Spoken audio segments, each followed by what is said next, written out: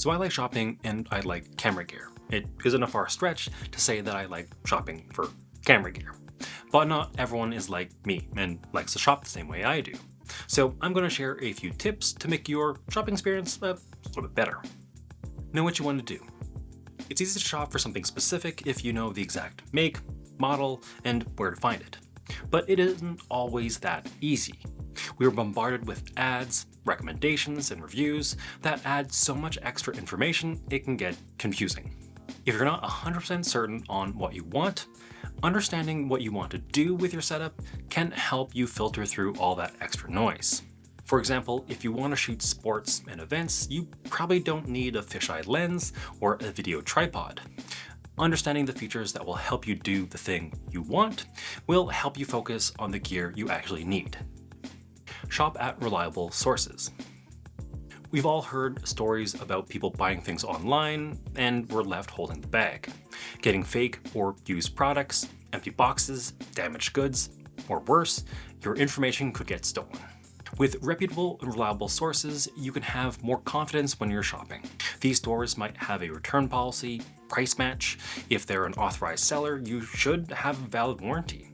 And you know that expensive lens or camera body is authentic and didn't fall off the truck somewhere. Know when a deal's a deal.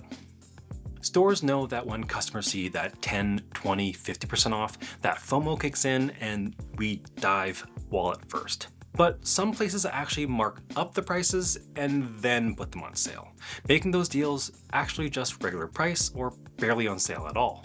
Using sources like Camel or Reddit, it can help you figure out the all-time lows and what a normal price is. Also, understanding the life cycle of a product can help you predict when a thing will get discontinued or put on sale further. If a product is replaced annually, you'll want to wait for just before the announcement to cash in on buying a current model for a better price. Want versus need and when to break the rule. It's easy to get carried away when we're making a wish list, dreaming of our ideal setup and what we could do with it. But more often than not, the wallets are the things that hold us back. So this is a time to be a little bit more practical. Start with a list of bare bone basics, like a camera and a lens, and go from there. Removing the nice to haves off that list can help you focus your money on areas you need the most. You don't always need that 500-watt light when you're shooting indoors. Something a little bit less will probably work just as fine. This is where you can bend the rule a little. That 500-watt light might be overkill right now, but having the ability to do more advanced or complex things can really help you later on as you progress. Hopefully you found some of these tips helpful. If you have your own, feel free to share them down below. And if you still don't like shopping, don't worry about it. I'm sure if you post something online, you'll get lots of recommendations, both good and bad.